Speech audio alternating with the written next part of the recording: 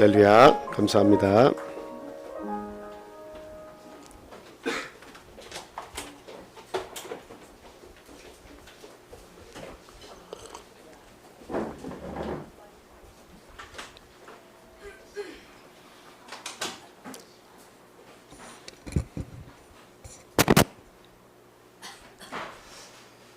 할렐루야, 예수님의 이름으로 하나님 말씀 전하겠습니다.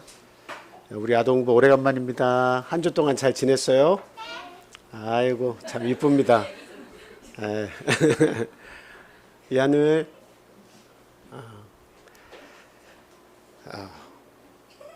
오늘은 사단과 싸워 이기려면이라는 제목을 가지고 같이 은혜를 받도록 하겠습니다. 먼저 본문 말씀 같이 보겠습니다. 다니엘서 6장 4절에서 9절까지 있는 말씀입니다. 현정민 집사님께서 읽어주시겠습니다.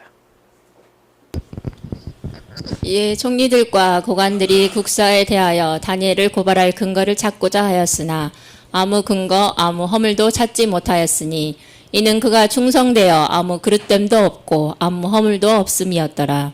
그들이 이르되 이 다니엘은 그 하나님의 율법에서 근거를 찾지 못하면 그를 고발할 수 없으리라 하고, 이에 총리들과 고관들이 모여 왕에게 나아가서 그에게 말하되 다리오 왕이여 만수무강하옵소서. 나라의 모든 총리와 지시와 총독과 법관과 간원이 의논하고 왕에게 한 법률을 세우며 한 금령을 정하실 것을 구하나이다. 왕이여 그것은 곧 이제부터 30일 동안에 누구든지 왕 외에 어떤 신에게나 사람에게 무엇을 구하면 사자굴에 던져 넣기로 한 것이니이다. 그런즉 왕이여 원하건대 금령을 세우시고 그 조서에 왕의 도장을 찍어 메대와 바사에 고치지 아니하는 규례를 따라 그것을 다시 고치지 못하게 하옵소서 하매, 이에 다리오 왕이 조서에 왕의 도장을 찍어 금령을 내리니라. 아멘. 오늘 이 다니엘서 6장에 있는 말씀을 가지고 같이 생각하고 교훈을 얻도록 하겠습니다. 본문 내용의 말씀은 여러분들이 과거의 설교를 통해서든 아니면 성경을 읽으면서 이렇게 깊은 내용은 모르더라도 어느 정도 알고 계시는 내용이라고 생각이 듭니다. 이제 바벨론이 이제 그 벨사살 왕으로 하여금 이제 마지막 막을 내리고 이제는 메데바사가 다시 시작이 되면서 다리오 왕이 등극을 하는데요. 그 다리오 왕 때도 앞서서 느부갓네살랑 벨사사랑 그때에도 그 다니엘은 총리의 자리에 있었는데요. 이어서 이 다리오 왕 때에도 총리의 자리에 있습니다. 그가 얼마나 뛰어난 인물이고 그가 참 얼마나 신실한 사람이었는가 하는 것을 잘 말해주는 대목이다 이렇게 생각이 듭니다.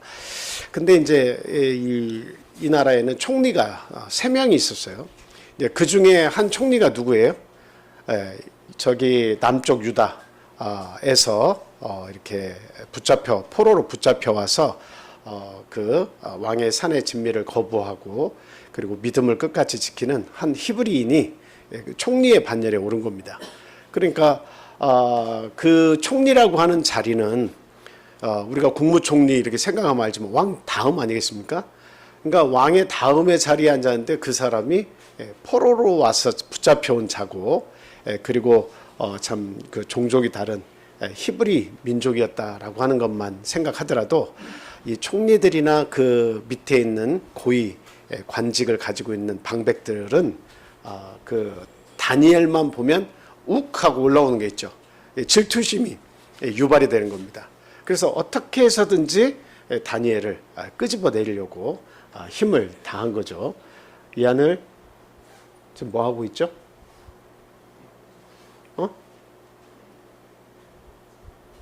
조금 집중해 주세요. 우리가 목사님이 하늘이 얘기한 것은 하늘이만 얘기한 게 아니야. 하늘이를 일부러 타겟으로 말하면 옆에 있는 사람 다 똑같다는 이야기야. 알지? 지금 이 총리가 되어서 질투심이 이제 유발이 되어서 결과적으로는 어떻게 하려고 하는 겁니까? 그 자리에서 끌어내려서 원래 네 자리로 돌아가라는 겁니다. 그런데 그 일을 하는 지혜나 신실함이나 왕에 대한 충성심이나 모든 일에 대해서는 이 다니엘이 너무 완벽한 거예요. 너무 완벽하니까 끌어내릴래야 끌어내릴 건덕지가 없는 겁니다. 그러니까 한 가지 방법을 딱 선택했는데 그 선택한 것이 무엇이냐면 그는 자기가 믿는 히브리 민족의 하나님에게 대해서도 절대적인 신앙을 가지고 있다. 아주 올곧은 사람이라는 것을 너무나 잘 알고 있어요.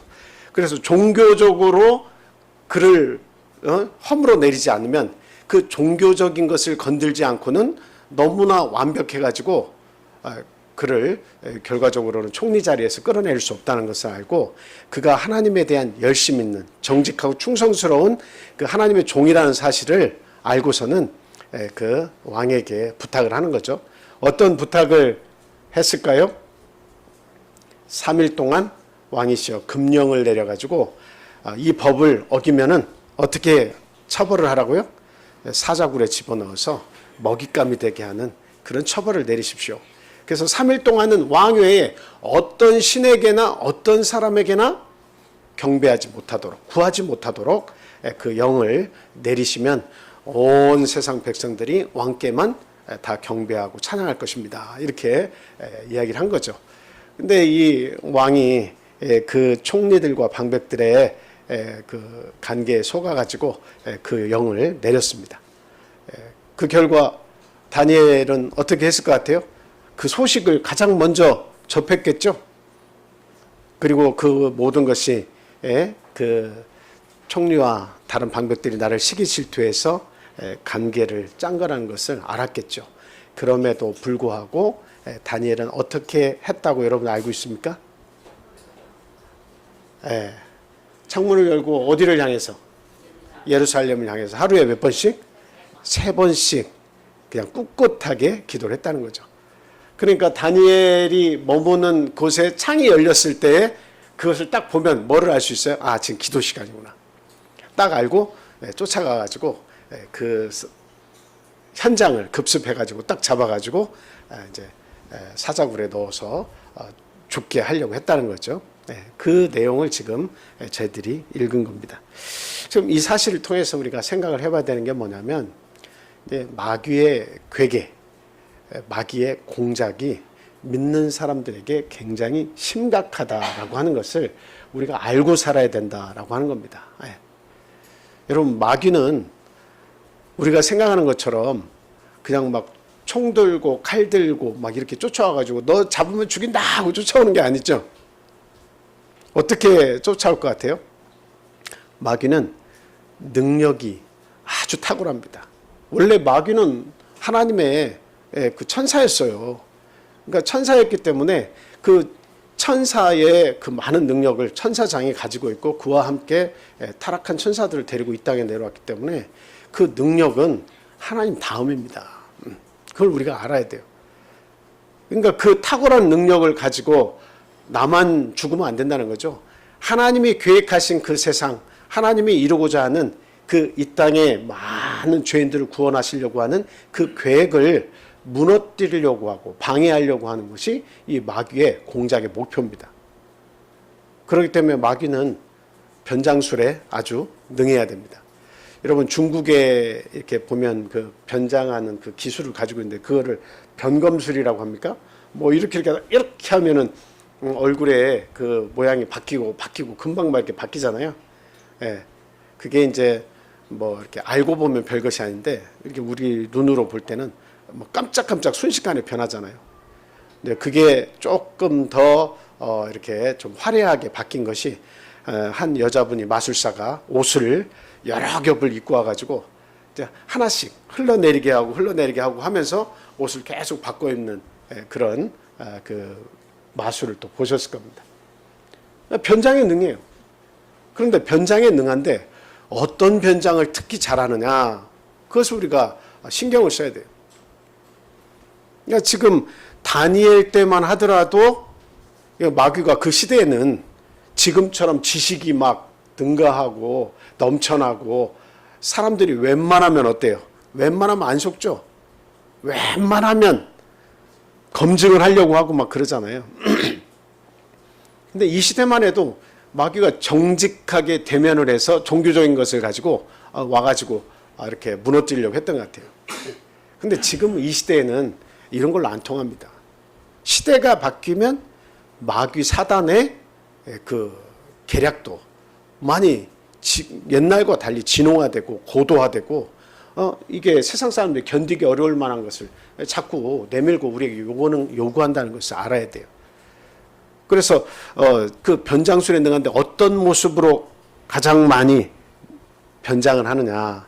여러분 성경에 뭐라고 되어 있어요? 어떻게 변해가지고 우리에게 나타난다고요? 예?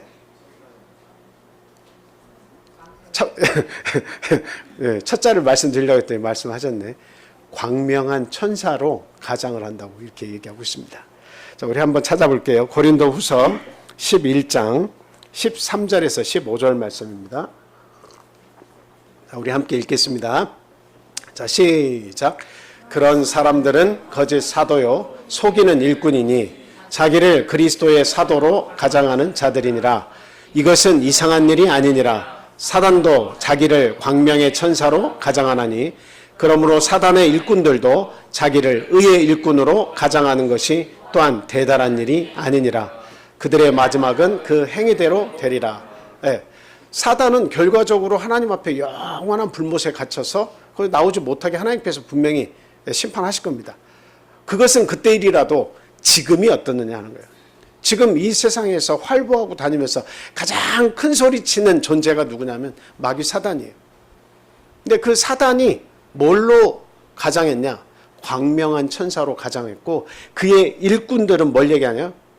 지금 거짓 이단들을 퍼뜨리고 있는 이 세상의 거짓 선지자, 거짓 선생들을 이야기하는 거예요.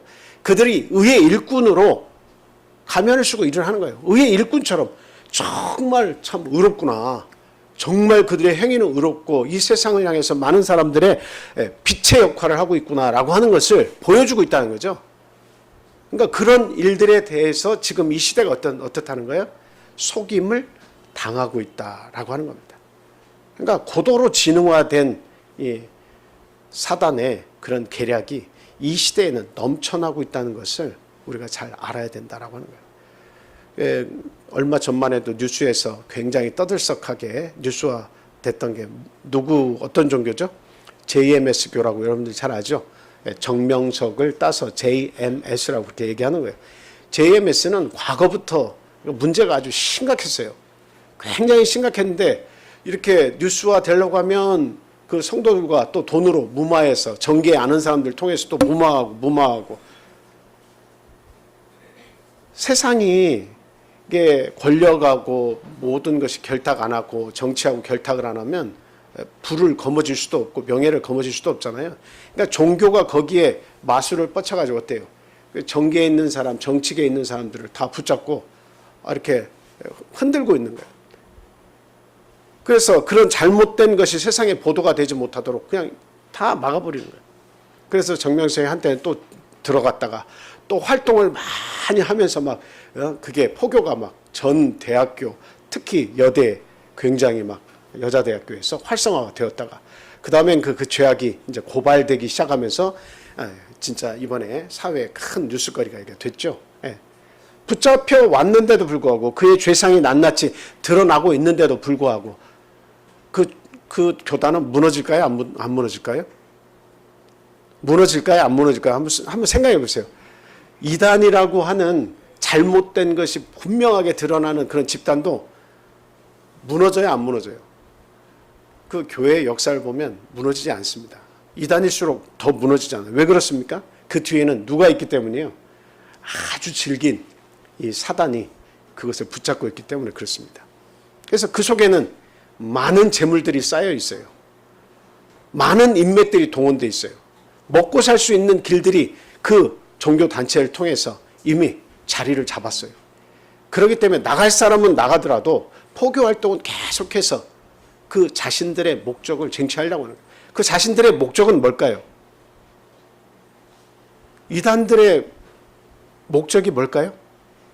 그냥 세상 사는 사람들을 다 모아가지고 그 성경 말씀을 가르치는데 좀 잘못된 교리만 가르칠 뿐이지 선하게 인도하는 걸까요? 그렇지 않다 이 말이에요. 뭐냐면 몸을 망하게 합니다. 영혼을 망하게 합니다. 황폐하게 만들어요. 몸도 망하게 하고 영혼도 황폐하게 만드는 것이 오늘날 이단들의 목적이다라는 것을 알아야 돼요. 그러니까 그 뒤에 누가 있다는 것을 우리가 그냥 당연시 알 수 있는 겁니까? 의의 일꾼으로 가장해서 세상 사람들을 포교하고 그들의 몸과 영혼을 피폐하게 만드는 그 집단의 뒤에는 누가 있다는 것을 우리가 잘 알 수 있어요? 바로 사단이 그 속에 있다는 것을 우리가 분명히 알아야 된다라고 하는 거예요. 광명한 천사로 위장을 하고 있어요. 그래서 오늘날에 이 사단 마귀가 나올 때는 어떻게 나오는 것 같아요? 세상 사람들이 가장 좋아하는 것을 들고 나와야겠죠. 세상 사람들이 가장 신경 쓰는 것을 가지고 나와야 되잖아요. 그 신경 쓰는 게 뭐예요?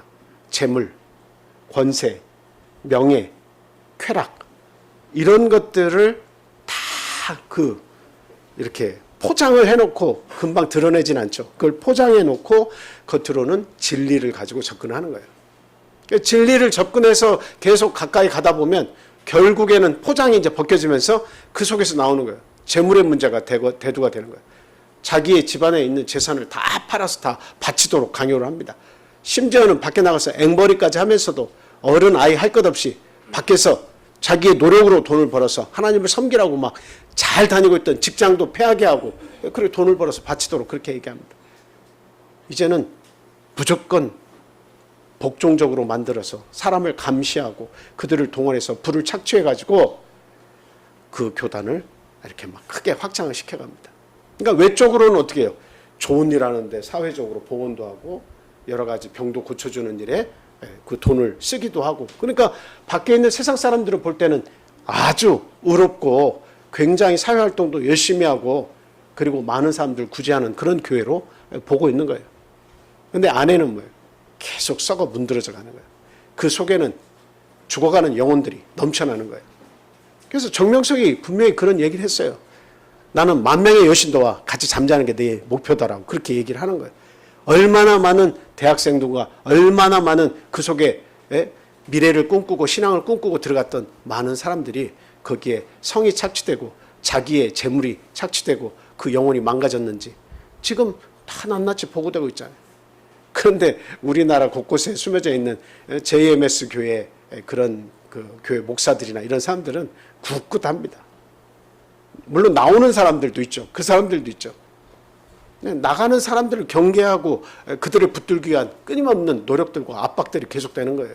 그게 잘못된 진리고 잘못된 길을 가는 교회라고 하는 것을 알면서도 자기의 신앙을 어기고 자기의 생각을 어기고라도 어떻게 해요? 이 자리를 떠나면 먹고 사는 일에 지장이 있으니까 결코 버리지 못하는 거예요. 그런 유기적인 관계가 있기 때문에 이단들이 한번 뭐가 잘못됐다고 해서 금방 무너지는 게 결코 아닙니다. 사단은 그걸 알기 때문에 딱 다 유기적으로 붙들고 있는 거예요. 그래서 광명한 천사와 의의 일꾼으로 가장하고 참 수많은 이런 사람들을 그 영혼을 붙들고 있고 피폐하게 만든다는 것을 우리가 알아야 돼요. 사단이 아주 그런데 능수능란해요.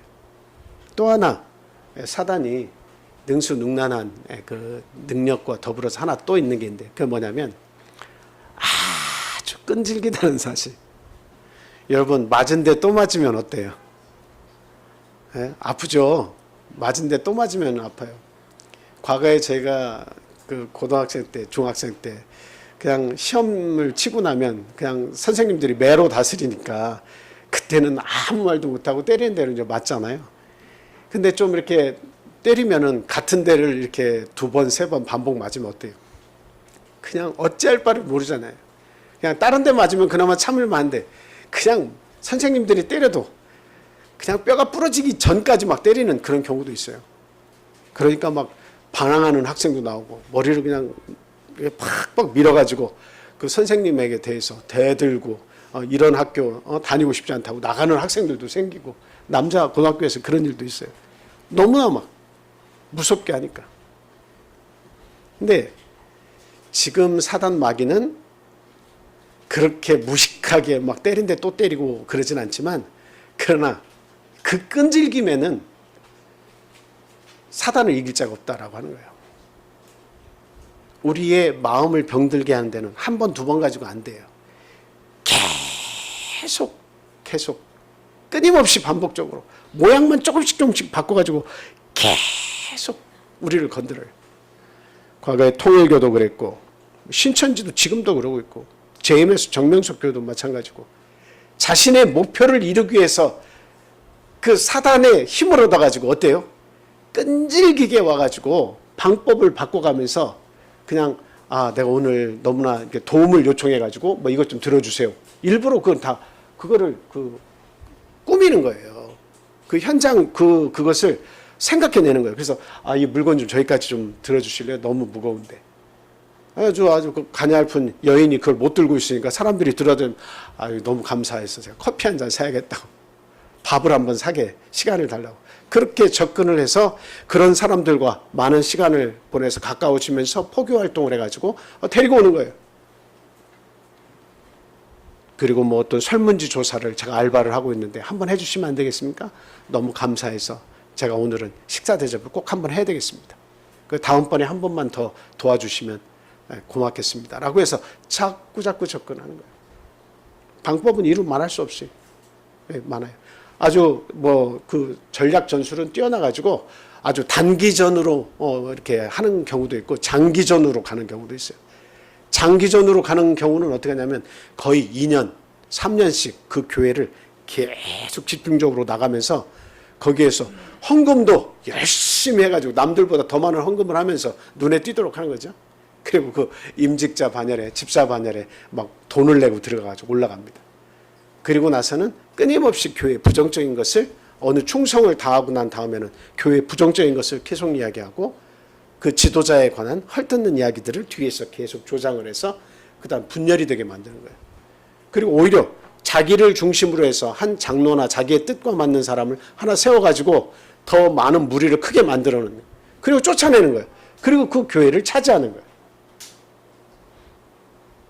그러니까 이 사단이 가지고 있는 생각이라고 하는 것은 이루 말할 수 없이 전략 전술이 많고 뛰어나기 때문에 오늘날 믿는 사람들이 정말 제대로 된 믿음을 가지고 있어도 제대로 눈 뜨고 있지 않으면 제대로 깨어있지 않으면 결단코 그들과 싸워서 이겨내기가 어렵다라고 하는 사실입니다. 그래서 지금 우리들이 그런 사단의 전략 전술에 대해서 어떻게 우리가 방어해야 되겠는가 하는 거 이것을 우리가 뭐 잘 알고 계시면서 하고도 있지만 다시 한번 생각하고 방비를 해야 되겠다라고 하는 겁니다. 여러분 저기 달에 가가지고 우리 지구를 이렇게 지구가 자전을 하잖아요. 그럼 사진을 이렇게 찍어 보면 거기에 찍히는 그 하나의 그 성벽이 있어요. 그게 뭐죠? 그 여러분 뭐라고 알고 있어요? 길게 띠가 나타나는데요. 그 띠가 여러분들이 다 알고 계신 만리장성입니다. 그 만리장성이 몇 킬로인가 제가 찾아봤어요. 그랬더니 21,196km래요. 21,196km. 그러니까 엄청난 거죠. 북방에서부터 이렇게 쳐들어오는 그런 외국의 세력들을 막기 위해서 진시 황제가 쌓기 시작해서 참 수세기 동안에 계속 확장시키고 이어서 만들어온 그런 성벽입니다. 아주 막 대단히 이렇게 크죠. 굉장히 엄청난 거죠, 한마디로. 근데 제가 만리장성을 생각하면서 우리들에게도 우리의 신앙을 보호하고 막아낼 수 있는 이 성벽이 필요하다라고 하는 것을 지금 생각해 봤어요. 그래서 우리 신앙인들의 그 성벽은 뭐가 있을까요? 어떤 성벽을 가지고 우리가 살아야 이 마귀의 인간의 몸과 영혼을 파헤치고 멍들게 하고 그 죽이려고 하는, 멸절시키려고 하는 그 괴계를 우리가 맞서 싸울 수 있습니까? 저는 한 세 가지로 이 다니엘의 그 6장의 말씀을 가지고 생각해 봤어요. 첫째는 믿음의 성벽을 쌓아야 된다라는 말씀을 드리고 싶어요. 다니엘은 투철한 믿음의 사람이라는 거 잘 알고 계시죠? BC 605년경에 이 유다에서 바벨론 느부갓네살 왕 2세에 의해서 포로로 잡혀왔어요. 그래서 포로로 잡혀왔는데 아주 그냥 아무나 포로로 잡아오질 않겠죠. 그냥 농사나 짓는 그런 평민을 잡아와가지고 포로로 잡아가서 뭘 어떻게 하겠다는 겁니까? 그럴 리는 없습니다. 그런 사람들은 다 내버려둬요. 근데 유능한 청년들을 데려가는 거죠. 유능한 청년들, 소년들을 데리고 왔습니다. 그 가운데 사드락과 메삭과 아벳느고, 다니엘의 세 친구와 다니엘이 포함이 되어 있어요. 그래서 다니엘이 잡혀 들어가 가지고 그 소년들을 교육을 시킬 때 왕이 내리는 하사품들이 있고 하사하는 음식들이 있겠죠. 그런데 하사하는 음식들은 대부분 어디에서 내려온 거예요? 신에게, 이방 신에게 제사를 드리고 물려나온 그러한 대부분의 음식들이 다 그겁니다. 그래서 그 음식들을 이제 산의 진미를 가장한 우상에게 경배한 음식인데 그런 음식들이 막 제공이 된 거예요. 근데 다니엘이 어떻게 했습니까? 그 모든 것을 다 안 먹겠다 하고 거절을 한 거죠. 임금이 주는 포도주도 다 거절한 겁니다. 나는 채소만 먹겠다. 우리들은 채소만 먹겠습니다. 하고 그 모든 좋은 것들을 물리치고 채소만 가지고 시간이 지나도 우리가 다른 사람들이 산의 진미를 받아서 먹고 얼굴이 어떻게 변했나, 우리는 채소만 먹고도 어떻게 변했나를 나중에 확인을 해달라. 그래서 만약에 우리가 못하다면 결단코 내가 그 죄를 묻는데 죄를 받겠다. 이런 심정으로 그 물건을 가져다 준 사람을 설득을 했습니다. 그래서 나중에 보니까 더 얼굴이 좋았어요. 그러니까 뭘 얘기해 주는 거예요? 그가 포로로 잡혀서 첫 번째 난관이고 첫 번째 시험이 시작됐지만 그 시험에서 그는 믿음으로 승리했다라고 하는 사실입니다. 3일 동안 금령을 내렸다라고 하는 것은 그냥 조그만 어느 일개 소부족에서 명령을 내려서 어기면 처벌을 하는 그런 게 아닙니다. 여러 나라들을 복속시키고 큰 제국에서 한 왕이 그 많은 영을 내렸다고 하는 것은 그 어기면 뭐예요? 무조건 사형이에요. 이번에는 사자굴에서 죽게 돼 있어요. 그래서 왕 외에는 어느 누구에게도 경배하지 못하도록 그렇게 명을 내린 거예요. 그것도 뭐 3일 동안만. 그렇게 길게 갈 필요도 없다는 것을 총리들과 방백들은 너무도 잘 알고 있어요. 이것을 막 다니엘을 붙잡기 위해서 30일 동안 해야 합니다. 뭐 한 100일 동안 해야 합니다. 필요 없는 거예요. 너무나 다니엘에 대해서 공부가 다 돼 있는 사람들이에요. 너무나 잘 알고 있는 사람. 다니엘이 얼마만큼 신앙적으로 완벽한 사람인가라고 하는 것을 너무도 총리와 방백들이 잘 알고 있었기 때문에 그냥 단 3일만 명령을 해도 하루 동안 영을 내리는 건 좀 그렇고 한 3일만 보시면 알 겁니다. 속으로는 제가 붙잡아 드려서 그를 추락시키겠습니다. 그런 거죠. 그러니까 분명히 이 3일 안에도 다니엘은 종교적인 열심을 굽히지 않고 보여줄 것이다. 그의 굳은 의지가 분명히 그 신앙이 나타날 것이기 때문에 변함없는 사람이라는 것을 알았기 때문에 사실은 3일도 필요 없어요. 하루만 보더라도 다 잡아들일 수 있는 거예요. 근데 왕에게 3일을 얻어내가지고 다니엘을 그 죄를 묻기로 한 거죠. 그러니까 그 다니엘은 그 3일 동안에 결단코 자기가 살기 위해서 그 죽음을 면하기 위해서 어떤 수를 쓰지 않았습니다. 그건 뭐예요? 나는 하나님 앞에 정직한 신앙을 가지고 살겠습니다. 이 마음을 가지고 하나님을 그 어려운 권모술수의 사단의 하수인들이 그 일꾼들이 의의 일꾼으로 가장해서 그런 괴계를 꾸렸을 때에도 절대로 굽히지 않고 하나님을 섬기는 신앙을 지켰다라고 하는 사실이죠. 오늘날 우리에게 필요한 것이 바로 이 다니엘의 믿음과 같은 아주 굳은 신앙입니다. 마태복음 8장 5절에서 13절 말씀 보겠습니다. 한번 읽어주세요.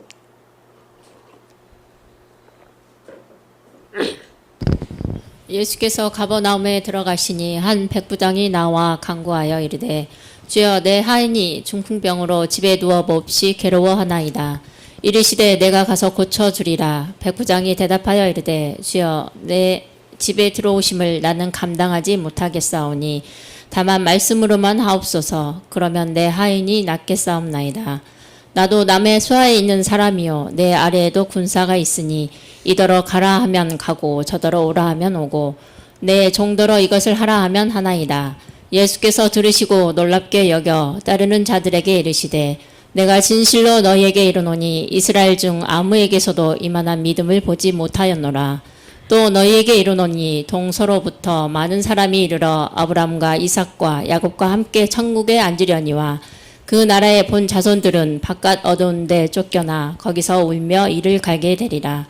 예수께서 백부장에게 이르시되 가라 내 믿은 대로 될지어다 하시니 그 즉시 하인이 나으니라. 아멘. 그 이스라엘 나라의 본 자손들은 하나님 나라에 들어가지 못한다. 그 말은 그들에게 어떤 그 믿음이 없었기 때문이냐? 아니에요. 그들도 나름대로 믿음이 있다고 주장하는 그런 세력들이 많죠. 제사장들, 그 다음에 바리새인들, 서기관들, 종교적인 열심이 굉장히 많은 사람들이잖아요. 신앙이 없다고 말할 수는 없습니다. 그러나 본 자손들은 못 들어가고 이를 갈미 있으리라. 그런데 어떤 사람들을 보니까 하나님이 마음이 감동하고 이런 신앙은 내가 처음 본다고 얘기하는 겁니까? 이 바로 백부장의 믿음을 보고 칭찬하신 거예요. 가버나움에 딱 이르셨는데 그 백부장이 예수님을 만나서 부탁을 드리는 거죠. 내 하인이 중풍병이 들었습니다. 여러분 그냥 웬만한 병 같으면 그건 그냥 우연히 나았네라고 말할 수도 있어요. 우연히 나았네 이렇게 말할 수도 있는 거죠. 그런데 이게 오래된 병이에요. 중풍병이에요. 중풍병. 하루아침에 그냥 딱 드러난 그런 병이 아니고 정말로 누가 봐도 중풍병이고 누가 봐도 고칠 수 없는 병이 지금 하인에게 나타난 겁니다. 참 이 하인을 위해서 예수님께 나온 것도 참 대단하지만 어찌됐든 예수님과의 그 대화 속에서 예수님이 칭찬하는 믿음이 그 속에 있었어요. 어떤 믿음이에요? 그러면 내가 가서 고쳐주겠다. 예수님 보실 때는 이 백부장이 자기의 수하에 있는 하인들, 그 미천한 하인 한 사람을 고치기 위해서 나에게 나온 것을 봤을 때 예수님은 감동하셨을 거예요. 그 자체로도. 그냥 웬만히 의원을 불러서 할 수 있는 일임에도 불구하고 참 믿음이 있구나. 나에 대한 그 믿음이 있구나. 나에게 와서 고쳐달라. 나는 의사도 아닌데. 그래서 내가 가서 고쳐주리라 라고 말씀하신 거예요. 예수님이 가시면 반드시 중풍병이 낫는 거예요. 그런데 백부장이 거기서 나서서 아유 오시지 않아도 됩니다. 내가 감당하기 어렵습니다. 내 수하에도 100명의 그 사람들이 있는데 내가 가라 하면 가고 오라 하면 오는데 예수님 무슨 말씀이십니까? 말씀만 하시옵소서. 그러면 내 하인이 낫겠습니다 라고 이야기하는 거예요. 예수님이 깜짝 놀라셔서 내가 이스라엘을 이렇게 다니면서 천국 복음을 전파하고 있지만 이만한 믿음을 내가 본 적이 없다라고 칭찬하신 거예요. 말씀만 하시옵소서. 말씀만으로도 나을 것인데 힘드시게 예수님 오실 필요 없습니다. 오시면 감사하지만 사실 예수님이 거기서 적극적으로 내가 가서 보고 내가 고쳐주겠다라고 하시면 굳이 막을 위인은 아닙니다. 그런데 너무나 큰 믿음을 가지고 있었어요. 예수님에 대한 기대가 너무 컸어요. 예수님에 대한 확고한 부동한 믿음이 있었어요. 말씀만 하시옵소서.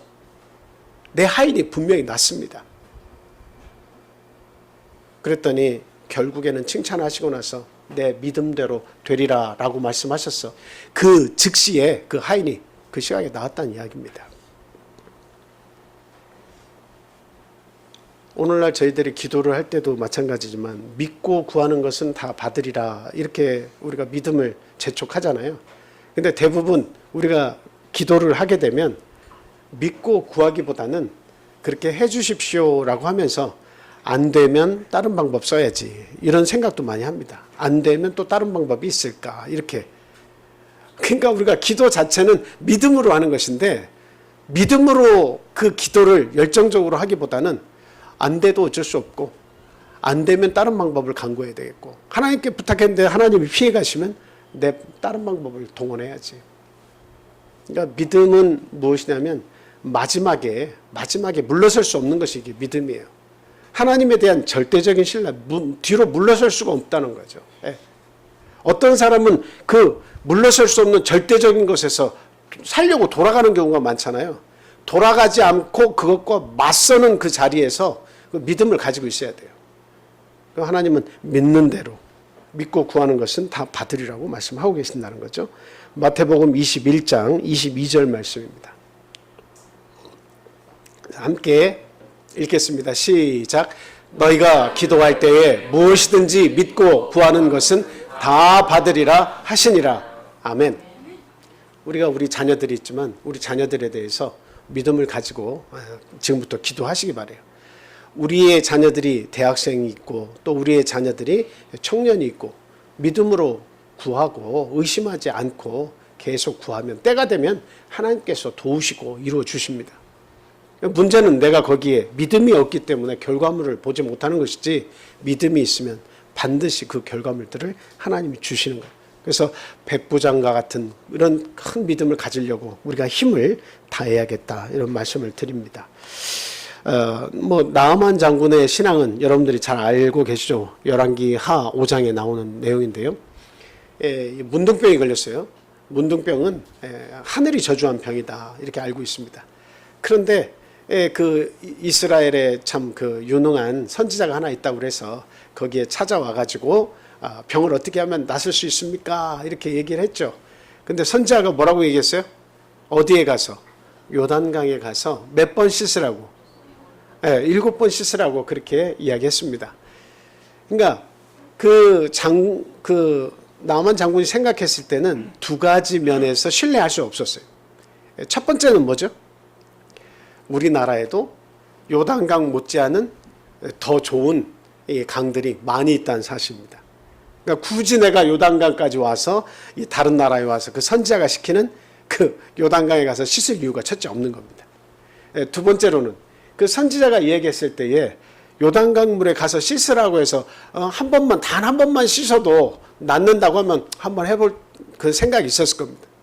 근데 7번 씻으라고 하는 그 명령에 한 2번도 아니고 7번씩 반복적으로 씻으라는 그 명령을 받는 순간 이거 가짜 아니야? 이렇게 생각했을 수 있습니다. 믿음이 안 가는 거죠. 왜 7번씩이나 내가 씻어야 돼? 그 말을 내가 왜 들어야 돼? 우리나라의 좋은 강물에 가서 한 번만 씻어도 여기서 7번, 10번 씻는 것보다 훨씬 낫는데 내가 왜 그 말을 들어야 돼? 이렇게 생각하고 가지 않으려고 했습니다. 그런데 화를 내도 그 사람에게 뭔가 그 역정을 내고 그에 대한 처벌을 해도 시키면 시키는 대로 하고 나서 안 나은 상황에서 그걸 하면 될 텐데 뭐가 그렇게 급합니까? 하고 그 종이 이야기하면서 병이 낫는다는데 그게 됐습니까? 뭘 따지십니까? 빨리 가서 요단강 물에 가서 7번 씻으십시오. 그러니까 생각해 보니까 낫는다는데 여기까지 온 김에 가보자 해서 한 번, 2번, 안 낫죠. 변화가 안 되죠. 3번, 4번, 5, 6, 7번까지 했죠. 처음에는 뭐예요? 믿음이 안 생긴 거예요. 믿음이 안 생긴 거예요. 그러니까 믿음이 없을 때는 얻지 못하는 거예요. 만약에 6번까지 하고 에이 이렇게 해서 한 번 더 한다고 낫을까? 차라리 내가 그의 말을 어기고 떠나는 것이 덜 수치스러워 하고 가버리면 어쩔 수 없는 거예요. 결과를 못 보는 거예요. 그런데 7번 씻었을 때에 그가 그 문둥병에서 나음을 입었다라는 사실이죠.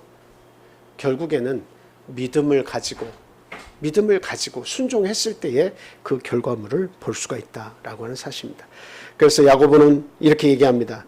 두 마음을 품지 말라고 이야기하고 있습니다. 야고보서 1장 6절에서 8절 말씀입니다. 자, 같이 읽겠습니다. 시작.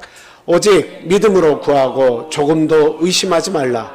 의심하는 자는 마치 바람에 밀려 요동하는 바닷물결 같으니 이런 사람은 무엇이든 주께 얻기를 생각하지 말라.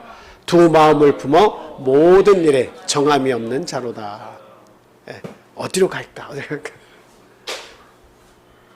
저희들이 음식 먹을 때 저도 그렇게 행할 때가 많은데요. 짜장면 집에 가면 막 요동치죠. 짜장면과 짬뽕을 뭘 시킬까 막 하다가 밖에서는 짜장면 먹기로 마음을 굳게 먹고 이번에는 내가 분명히 짜장면 시키리라고 들어오는데 막 갈등을 하다가 결국 처음에 생각했던 거를 안 시키고 짬뽕을 시킵니다. 갈등이 상당히 심각하죠. 요즘에는 그런 마음들이 너무나 많은 사람들에게 있으니까 뭐 짬짜면, 그 다음에 뭐 뽕짜면, 짬뽕하고 뭐 짬짜면도 있고, 그 다음에 볶음밥 같이 나오는 것도 있고, 이 그릇을 반으로 나와가지고 이렇게 참 그 만족을 시켜주고 있습니다. 근데 믿음에서는 그러면 안 된다. 믿음에서는 그러면 안 된다. 두 가지를 다 얻으려고 해서는 안 된다. 분명하게 하나를 선택해서 두 마음 품지 말고 믿음을 가지고 하나님 앞에 요구를 해라. 간절함으로 하나님 앞에 나가면 하나님이 역사하신다라고 하는 겁니다. 그래서 하나님이 바라시는 것은 바로 어떤 상황에서도 변질되지 않고 정직한 그런 믿음을 우리에게 보여지기를 하나님 바라신다라고 하는 거예요. 이게 이 믿음의 성벽을 잘 쌓아놓으면 결단코 마귀가 어떤 화살을 쏘더라도 결단코 무너지지 않는다는 것을 오늘 말씀을 통해서 제가 교훈 얻습니다. 자, 두 번째로는 행함의 성벽을 쌓아야 한다라고 하는 거예요. 행함의 성벽을 쌓아야 된다. 다니엘은 말뿐만이 아니라 행함으로 자기의 믿음을 보여준 사람입니다. 행함으로 보여줬어요. 3일 동안에 그 죽음이 뻔히 눈앞에 그 괴계가 보였음에도 불구하고 나는 행하지 않고서 그것을 살짝 넘어가려고 하는 그런 위기의 순간을 권모술수를 써서 넘어가려고 하는 그런 사람이 아니라는 거죠. 예. 믿음으로 있다고 말만 하는 것이 아니라 그 믿음을 행함으로 실천할 수 있는 사람이다라고 하는 것을 다니엘은 보여줬다라고 하는 거예요. 산화진미도 먹지 않았고, 그리고 다니엘과 세 친구는 죽을 줄 알고도 금신상에게 결국 절하지 않았고요. 그 다음에 3일간의 그 왕외의 어떤 신과 어떤 사람에게도 구하지 말라고 하는 그 금령에도, 엄한 금령에도 그것을 어기고 하나님께 나아가서 기도를 하는 그런 사람이었습니다. 행위가 없는 것은 알맹이 없는 공갈빵과 같아요. 공갈빵 아시죠? 이렇게 막 부풀어 있죠? 바삭바삭하고 맛은 있는데 그 속에 기대하고 먹으면 안 됩니다. 밖에서는 뭐 화려하고 큰 것이 있는 것 같지만 안에는 텅텅 비어 있어요. 우리의 행위가 없는 믿음이 마치 그와 같다라고 하는 거예요. 야고보서 2장에서도 뭐라고 되어 있습니까? 2장 17절 26절. 자, 17절 읽고 26절로 넘어가겠습니다. 자, 시작. 이와 같이 행함이 없는 믿음은 그 자체가 죽은 것이라. 26절. 시작. 영혼 없는 몸이 죽은 것 같이 행함이 없는 믿음은 죽은 것이니라. 영혼이 떠나버리면 어때요? 이게 죽은 거잖아요. 영혼이 떠난다는 건 이미 육체만 남았다는 건 죽은 거잖아요. 그것처럼 행함이 없다고 하는 것은 영혼이 떠나서 죽은 것 같이 의미가 없다라고 이야기를 하고 있는 거예요. 성경은 바리새인의 행위에 대해서 예수님께서 지목하신 그 말씀을 우리에게 전해주고 있어요. 마태복음 5장 20절 말씀 보겠습니다. 내가 너희에게 이르노니 너희 의가 서기관과 바리새인보다 더 낫지 못하면 결코 천국에 들어가지 못하리라. 이 누구의 말씀이에요? 예수님의 말씀이에요. 근데 너희의 의라고 하니까 조금 뭐 어렵다면 의로움이라고 얘기하시죠. 너희 의로움이 서기관과 바리새인보다 더 낫지 못하면 결코 천국에 들어가지 못하리라. 근데 서기관은 누구고 바리새인은 뭐예요? 서기관도 성경을 연구하는 사람이고 백성들에게 성경을 연구해서 가르치는 사람이고, 이 바리새인들은 이 종교적인 지도자면서 성경을 아주 잘 알아서 유일하신 하나님 앞에 정말 의로움을 많이 쌓아서 백성들로 하여금 신임을 얻은 사람들이 바로 바리새인들이에요. 그런데 이 서기관과 바리새인들의 의보다 더 낫지 않냐면 결코 천국에 못 들어가겠다라고 하면 누가 들어가겠냐 이렇게 생각할 거 아니겠습니까? 그러니까 그들의 의로움이라고 하는 것은 여러분 어떻다는 것을 성경이 지금 가로가 없지만 가로 열고 해주는 거야. 그들의 의로움은 대단하다라고 하는 말씀을 지금 하고 있는 거예요. 그들의 의로움은 대단하다라고 얘기하는 거예요. 성경 말씀을 통해서 배우고 그것을 실천하는 능력은 서기관과 바리새인들은 대단하다. 가로치고 그 얘기 나와 있는 거예요. 근데 거기에서 옆에 줄 긋고 한 말씀이 더 있는 거예요. 그 가로 속에 줄 긋고. 근데 그 의로움이라고 하는 것은 세상 사람들에게 보여주고 자랑하고 칭찬받기 위한 것이다 라고 얘기하는 거예요. 그 의로움이라고 하는 것은 남들로 하여금 박수받고 내가 이런 지도자적인 위치에 있어서 이런 의를 행한다라고 하는 것을 보여주고 그들로 하여금 거드름 피울 수 있고 그것이 나의 능력이 되고 권세가 될 수 있도록, 명예가 될 수 있도록 보여주기 위한 의다라고 하는 거예요. 그게 어떤 의예요? 행함의 의를 가지고 있다라고 하는 거예요. 행함에 있어서는 서기관과 바리새인들을 따라잡을 수가 없다는 이야기입니다. 저 말씀은. 그런데 그들보다 더 나은 의를 가지고 있지 않으면 안 된다는 거예요. 예수님이 말씀하신 것.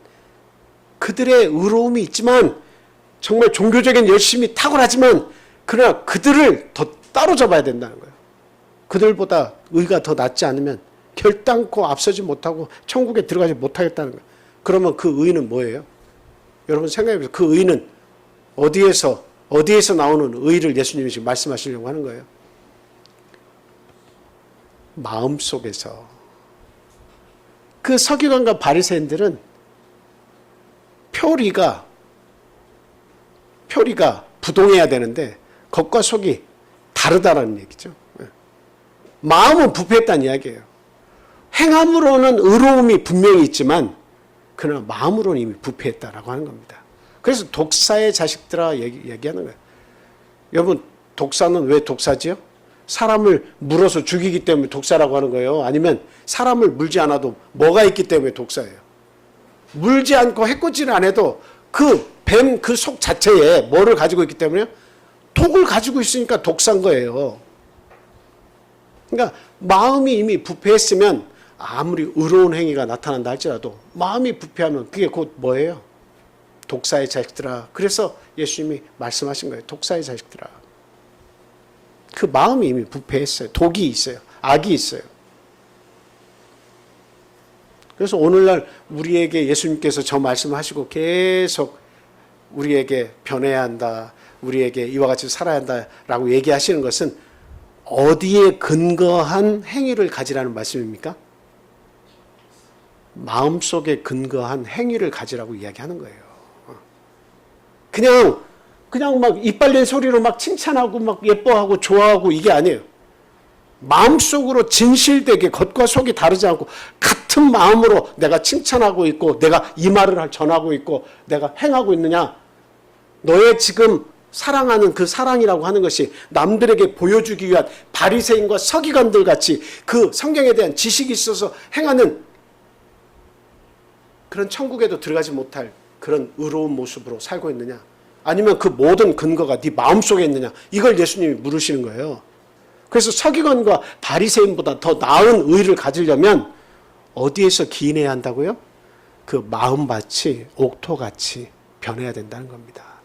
마음이 정직하고 진실하고 사람을 사랑하는 그 마음, 배려하는 그런 마음을 진실되게 가지고 있어서 그것이 밖으로 표현되는 행함을 가져야 한다. 이게 어려운 말씀이 아니에요.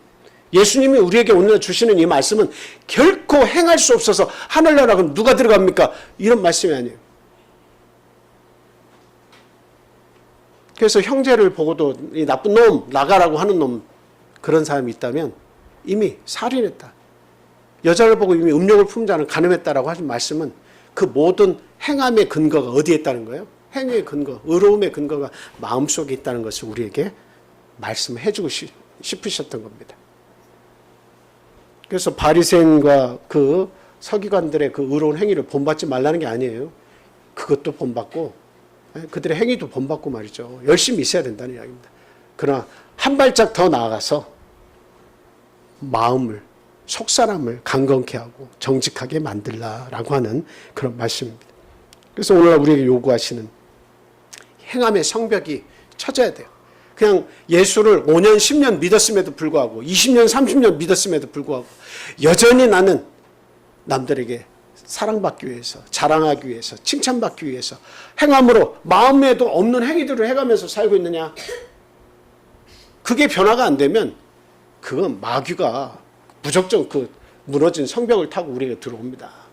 행함이 있어도 그 행함이 진실되지 못하고 바리새적인 그런 행함을 이렇게 가지고 있으면 마귀가 그걸 타고 들어오는 거예요. 여지없이 성장할 수 없는 그런 신앙을 우리가 살 수밖에 없는 겁니다. 그래서 우리는 하나님이 원하시는 이 행함의 성벽이 무엇이냐, 나를 보호하는 이 행함의 성벽이 무엇이냐를 잘 알고 마귀의 공격으로부터 우리가 만반히 대비해서 지킬 수 있는 그 마음으로부터 우러나는 행위의 성벽을 우리는 높게 단단하게 쌓아야겠다라는 말씀을 드립니다. 로마서 12장 1절 말씀 같이 읽겠습니다. 자, 시작. 그러므로 형제들아 내가 하나님의 모든 자비하심으로 너희를 권하노니 너희 몸을 하나님이 기뻐하시는 거룩한 산 제물로 드리라. 이는 너희가 드릴 영적 예배니라. 하나님에게 초점을 맞춰서 주파수를 맞춰서 하나님이 원하신 대로 내 마음을 맞춰서 드리는 게 이게 진정한 제사지, 마음에도 없고 행함으로만 예배 경배 드린다고 해서 이게 제사가 될 수 있습니까? 나아지질 않죠. 그건 나아지는 게 없어요. 마음을 실어서 드리지 않는 이상은 나아지는 게 없는 거예요. 조금 나아질 수는 있겠죠. 우리가 그걸 기대하기 때문에 우리가 하나님 앞에서 우리가 그래도 끊임없이 뭔가를 하려고 하는 건 있습니다만, 그러나 마음을 다해야 한다. 언젠가는 내가 마음을 다해서 하나님 앞에 나올 때 하나님을 제대로 만나고 그 인생이 변화가 되고 하나님께 축복을 받고 열심히 생기는 겁니다. 그래서 말뿐만이 아닌 행위로서의 신앙이 반드시 필요하다 이 말씀드려요. 마지막 세 번째는 기도의 성벽을 쌓아야 합니다. 3일간의 이런 그 마귀의 계략이죠. 그 하수인들이 그 무덤을 파놓고 기다렸는데 얼씨구나 하고 그 잡혔죠. 그런데 그 3일 동안에 한 다니엘의 행위가 있습니다. 그 뭐였죠? 물러서지 않고 3일 동안 과거에 행했던 대로 예루살렘을 향해서 하루에 3번씩 기도를 드렸습니다. 이거 참 이 다니엘의 어떤 그 기도 훈련이 잘 돼 있다라고 하는 것을 우리에게 보여주는 그런 그 좋은 예입니다.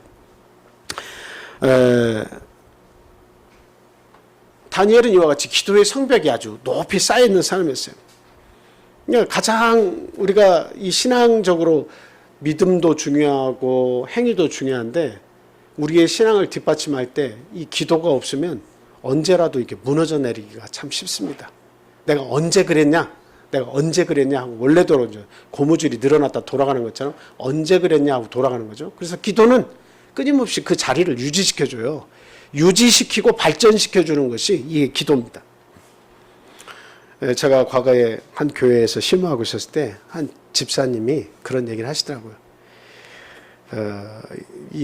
내 손자들이 있는데 옛날에는 전화를 하면 막 서로 전화를 받으려고 막 난리를 피우고 빨리 바꿔줘 할아버지 빨리 바꿔줘 막 그랬는데 초등학교 딱 들어가고 나니까 전화를 하니까 할아버지 나 지금 바쁘니까 끊어요 하고 무조건 끊기 바쁘다는 거예요. 할아버지 나 지금 바빠요. 할 일이 많아요. 그러니까 요즘에는 초등학생들도 할 일이 많고 바쁜 시대예요. 유치원 아이들도 참 할 일이 많고 바쁘고 친구도 있고 자기 할 일이 너무 바빠요. 그러니 오직 그 부모 세대야 얼마나 바쁘고 시간이 없는 시대에 살고 있겠냐 하는 겁니다. 그러니까 그 바쁜 시간 속에서 하나님을 찾아서 만날 수 있고 기도하고 내 삶을 맡기고 내 영혼을 맡기고 의탁하고 기도할 수 있는 시간이 이게 붙잡기라고 하는 것은 참 하늘의 별 따위 같이 어려운 게 사실입니다. 그런 시대에 우리가 살고 있어요. 그럼에도 불구하고 기도의 줄을 끊어버리면 결단코 하늘에서 내려오는 능력을 힘입을 수가 없다. 그냥 그 믿음과 행함은 세상에서의 선함과 의로움으로 바뀌고 세상에서의 어떤 선을 향한 그 믿음도 있을 거 아닙니까? 기도를 하지 않으면 세상에서의 선함과 세상에서의 그 의로움, 행위를 하는 것으로 이렇게 어느 순간 이렇게 바뀌어버리는 거예요. 신앙인으로서의 의로움과 신앙인으로서의 믿음을 가지게 되는 게 아니고 기도가 없으면 그냥 세상 사람으로는 법 없이도 살 사람으로 살아가는 거예요. 기도가 없으면 그렇게도 보여요. 마귀는 그렇게 해서 공격을 해서 기도하지 못하도록 공격한다 이 말이에요. 다니엘에게 너 이렇게 해가지고 잘못하면 죽는데 그래도 기도할 거야? 이거죠. 마귀가 물은 거예요. 기도할 거야?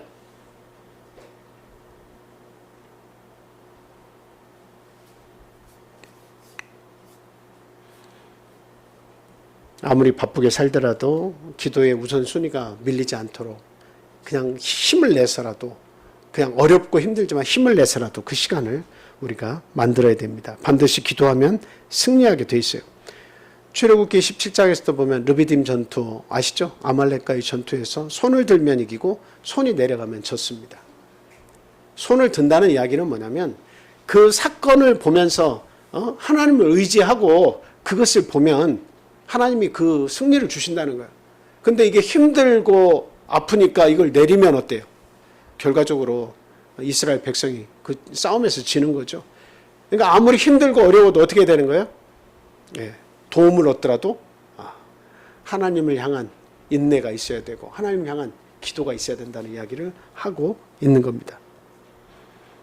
하나님께서는 기도할 때마다 우리를 가까이 하신다고 그렇게 얘기하고 있어요. 신명기 4장 7절 8절 말씀 보겠습니다. 신명기 4장 7절 8절 말씀입니다. 자, 같이 읽겠습니다. 시작. 우리 하나님 여호와께서 우리가 그에게 기도할 때마다 우리에게 가까이 하심과 같이 그 신이 가까이함을 얻은 큰 나라가 어디 있느냐. 오늘 내가 너희에게 선포하는 이 율법과 같이 그 규례와 법도가 공의로운 큰 나라가 어디 있느냐. 이스라엘 백성을 사랑해 주셔서 그 공의로운 율법을 줘서 하나님이 다스리시는 이러한 나라가 어디 있느냐. 거저 준 거 아니냐. 그리고 너희들이 기도할 때마다 가까이 해주시는 그 신이 어디 있느냐. 기도할 때마다 그걸 들으시고 가까이 하시는 하나님이 너희들과 함께 계시지 않느냐 이 말씀이죠.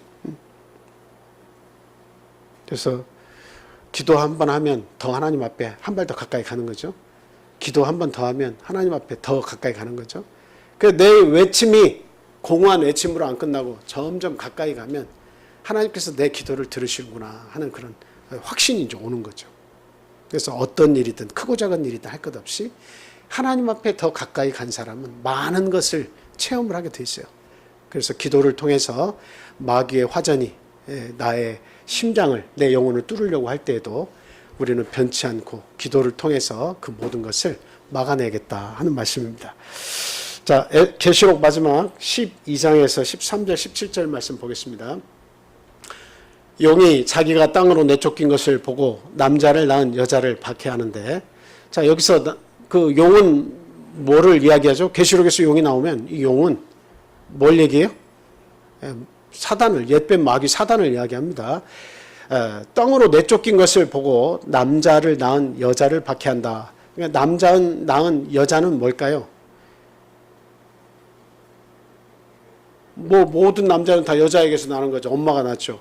근데 남자를 낳은 여자라고 하는 것은 뭐 예수 그리스도를 포함한 그 하나님의 말씀을 믿는 모든 무리들을 얘기하는 거예요. 그래서 여자는 그 진리의 성읍 또는 그 교회 이런 것들을 상징적으로 그 내포하고 있다. 그 뜻을 내포하고 있다. 이렇게 생각하시면 되겠습니다.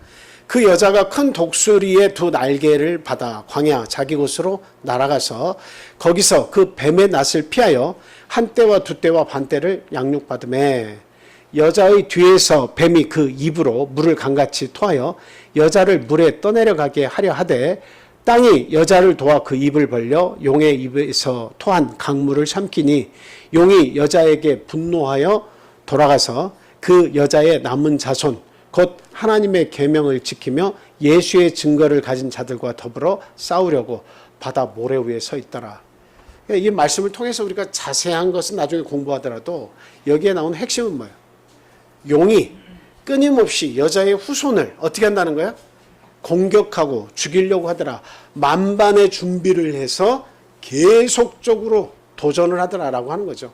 그게 바로 하나님에 대한 대항을 하나님이 사랑하시는 인간에 대한 대항으로 바꿔서 하나님의 계획이 이루어지지 못하도록 계속 하려고 하는 거예요.